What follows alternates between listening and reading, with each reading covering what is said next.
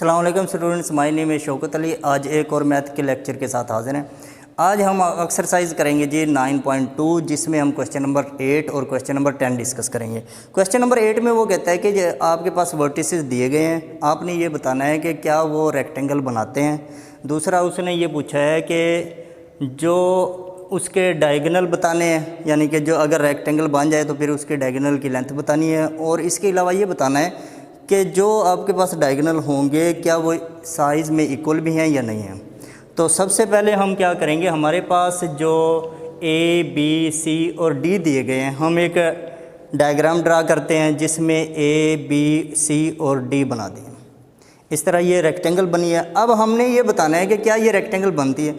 अगर ये रेक्टेंगल बनती है तो इसमें दो चीज़ें होनी चाहिए। एक ये है कि इसकी अपोजिट जो साइड्स हैं वो इक्वल होनी चाहिए, अपोजिट जो साइड्स हैं वो इक्वल होनी चाहिए।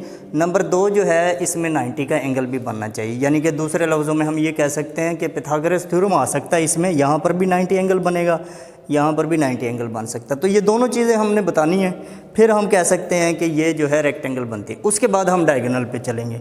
देखें जी, सबसे पहले हम क्या करेंगे, हम ए से डी की लेंथ मालूम करेंगे बाय डिस्टेंस फार्मूला, जो कि डिस्टेंस फार्मूला आप जानते हैं x2 - x1 whole square plus y2 - y1 whole square और स्क्वायर रूट। उसके ज़रिए से हम a से, जो हमारे पास a से d है, उसकी डिस्टेंस फाइंड करेंगे। उसका तरीका क्या है जी, -6 में से -6 को माइनस करेंगे, फिर स्क्वायर ले लेंगे, और इस -8 में से इस -5 को माइनस करेंगे और स्क्वायर ले लेंगे। यहाँ पर हमने लिख भी दिया है। देखिए, माइनस और माइनस क्या हो जाएगा जी, प्लस हो जाएगा। जब प्लस होगा तो ये आपस में कैंसिल होकर 0 आ जाएंगे। इसी तरह ये माइनस और माइनस प्लस हो जाएगा, यहाँ पर बचेगा -3 का स्क्वायर लेंगे 9। अब क्या होगा, स्क्वायर रूट ऑफ 9 जो है हमें पता है कि 3 है। इस तरह इसको हम कह देंगे ये क्वेश्चन 1। उसके बाद जब हमने इस AD की लेंथ मालूम करनी है, अब हम इसके अपोजिट जो साइड है BC, इसकी लेंथ फाइंड करेंगे। जो BC है उसको भी सेम तरीके से मालूम कर लेंगे। डिस्टेंस फार्मूला लगाएंगे, 5 में से 5 को माइनस करेंगे, स्क्वायर ले लेंगे, -8 में से -5 को माइनस करेंगे और उसका स्क्वायर लेके स्क्वायर रूट लगा देंगे। जब हम BC की लेंथ मालूम करेंगे वो भी हमारे पास 3 आ जाएगा। इसका मतलब इसकी लेंथ और इसकी लेंथ इक्वल है, यानी कि हम कह सकते हैं कि AD और BC जो अपोजिट साइड्स हैं वो साइज़ में इक्वल हैं। उसके बाद हम चेक करेंगे क्या AB और जो हमारे पास DC है उसकी लेंथ जो है वो भी इक्वल है या नहीं है। तो सबसे पहले हम क्या करेंगे, AB मालूम करेंगे।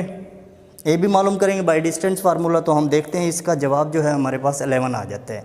उसके बाद हम DC मालूम करेंगे बाय डिस्टेंस फार्मूला, सेम उसी तरीके से मालूम करेंगे, तो ये हमारे पास 11 आ जाएगा। इन दोनों का जवाब जो है हम देख रहे हैं कि सेम है, तो हम कह सकते हैं कि AB और DC जो कि अपोजिट साइड्स हैं, इनका भी जो जवाब है वो सेम है और ये इक्वल है। तो यहाँ पर हमने लिख भी दिया है कि फ्रॉम इक्वेशन 1, 2, 3 एंड 4 जो AD है वो BC के इक्वल है, जो AB है वो DC के इक्वल है। तो इस तरह ये इनकी अपोजिट साइड्स तो हैं इक्वल। अब हमने ये शो करना है कि क्या यहाँ पर जो है 90 एंगल भी बनता है या नहीं बनता, यानी कि पिथागोरस थ्योरम, ये एक राइट ट्राइंगल बनेगी, इसी तरह ये भी राइट ट्राइंगल बनेगी। उसके लिए देखें, सबसे पहले हमने क्या किया जी, BD जो हमारे पास है, यानी कि B से D, ये B है, ये D है, तो BD मालूम करेंगे जो कि हाइपोटेनियस भी होगा।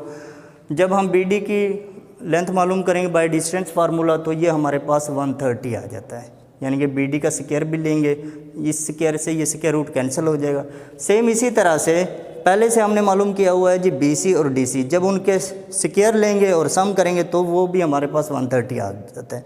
तो हम कह सकते हैं कि फ्रॉम A एंड B जो हमारे पास BD है, BD का स्क्वायर वो equal to BC square plus DC square है।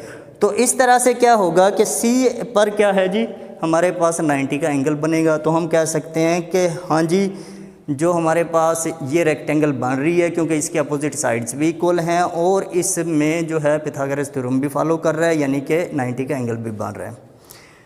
तो ये हमने कह दिया, हैंस हमारे पास ABCD जो है वो रेक्टेंगल। उसके बाद हम इसके डायगोनल चेक करेंगे, यानी कि इसके डायगोनल जो है क्या वो उनकी लेंथ क्या है और क्या वो इक्वल हैं या नहीं। सबसे पहले हम फ्रॉम A देखेंगे। फ्रॉम A में हमने पहले से मालूम कर रखा है BD जो कि 130 का स्क्वायर रूट है।